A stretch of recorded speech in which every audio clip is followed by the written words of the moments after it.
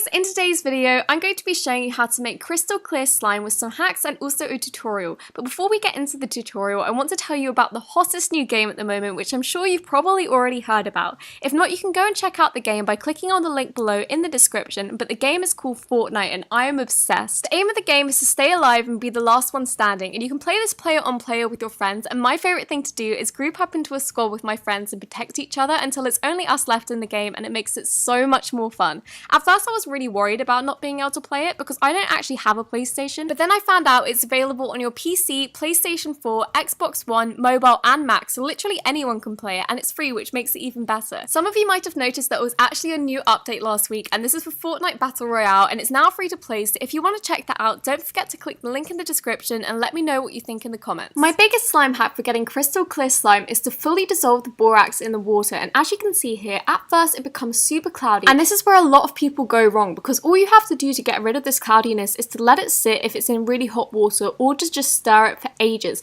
And if you notice there are parts that aren't dissolving, you can spoon them out or just not use that mixture. And then my favourite recipe to make clear slime is using Elmer's clear glue, because this is completely see-through, and then vegetable glycerin is my key ingredient, and this thickens up the slime so much, so when you add in water it won't become jiggly or kind of flimsy, it stays really thick. And because I find water quite hard to stir into clear slime mixtures, I also add a bottle of glue on top, so it's kind of like a layered mixture, and as you can see it turns really cloudy at first. I think it's the vegetable glycerin just reacting with the other ingredients, but the more you stir it, the clearer it becomes. The main question I get is, why does my clear slime turn so hard? And it's because the slime goes from a really big fluffy airy slime to having no air bubbles in it, and so it's all compressed, so it goes to a really thick mixture, and sometimes it can turn rubbery. So I recommend adding a tiny bit of activator and stirring it for literally 5 minutes, because as you can see here, it goes from a really gooey mess to almost being perfect. So then I just add a tiny bit more borax, but I do like to leave it a little sticky because I find that the more you activate the slime, the harder it is for the air bubbles to rise, and so it takes longer to clear up. But if you leave it a tiny bit sticky, it should take a lot less time. And then you just want to split it up in little containers, and this would just increase the surface area, so the bubbles will find it a lot easier to come out the slime. And then when you've left it for a couple of days, I do find that my slimes take 5 to 7 days if fully activated, and 3 to 5 if they're not.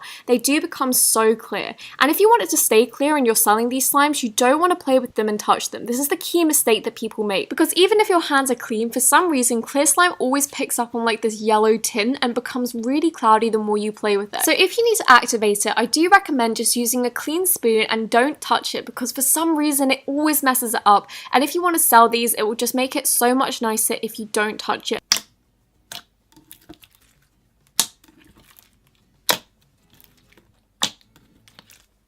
After leaving the slime for a few days, as you can see, the clarity isn't as much because I've just played with it, but when you do stretch it out, it is super clear still, and as you can see, you can still see through it, but in contrast to what it was before, it isn't anywhere near as good.